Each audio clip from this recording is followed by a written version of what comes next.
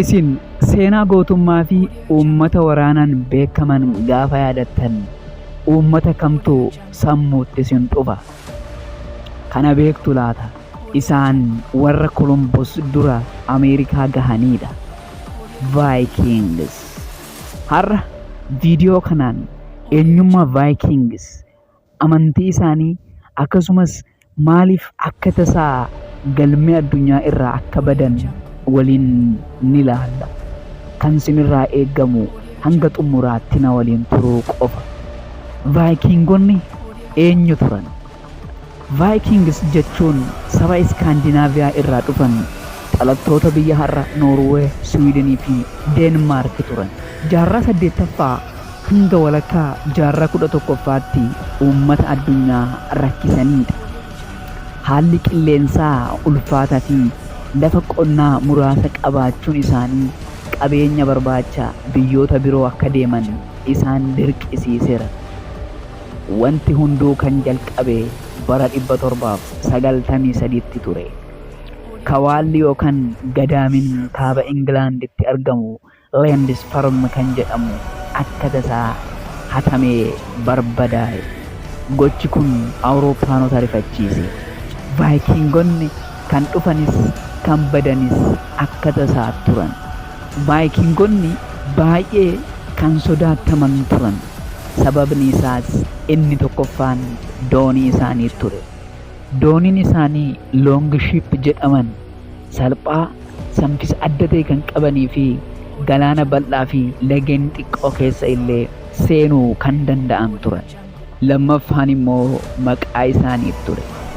Vikings. Maqaa Vikings jedhu namoonni yoo dhaga'an waraanni osoo hin dhufin dursanii qalbiin isaanii kan cabaa ture. Vikings akka loltoota hamoo warra namaaf garaa hin laafne fi hattootatti akka lakkaawwaman kan isaan taasise. Sababni guddaan seenaan barreeffamaa isaanii baay'een kan dhufe diina Vikings kan ta'an Awurooppaanota irraa waan ta'eef ture. Garuu isaan uummata ogummaa qaban, imala galaanaa irratti kan beekaman yookaan ekspertoota deemsa galaana irraa daldaltoota fi qorattoota galaanaa turan. Seenaa baay'ee dinqisiisaa kan ta'e immoo dubartoonni Vikings mirga ajaa'ibaa warra qaban turan. Qabeenya horachuu, murtii maatii keessatti hirmaachuu, even hanga dirree waraanaa deemanii loluutti mirga ni qabu turan. Vikings Atlantic ce'anii deemuun magaalota gurguddoo akka York magaalaa England, Dublin magaalaa Ireland, Iceland fi Greenland hundeeffachuun achi keessa akka jiraatan seenaan ni mirkaneessa. Vikings waaqota hedduutti amanaa turan. Isaan keessaa inni jalqabaa Odan ennaa ta'u waaqa ogummaa, beekumsaa fi waraanaa ture. Thor ilma Odan ennaa ta'u waaqa humnaa, bokkaa fi eegumsaa ture. Valhallaan waaqa bakka loltoonni du'an itti boqotanidha yookaan lubbuun loltoota boqattee gara itti deemtu turte. Loltoonni du'an gara Valhallaa deemuun kabaja olaanaa akka qabu ni beeku. Kanaafuu isaaniif duuti sodaa hin turre. Duuti isaaniif kabaja ture. Amma gaaffiin tokko ni ka'a. Maaliif Vikings dhabaman? Sababni guddaan amantii kiristaanaa fudhachuu isaaniif ture. Erga amantii kiristaanaa fudhatanii booda xiyyeeffannoo isaanii gara mootummaa jabaa uumuu fi daldala irratti ture. Xumurri Vikingotaa kan dhufe bara 1066tti ture.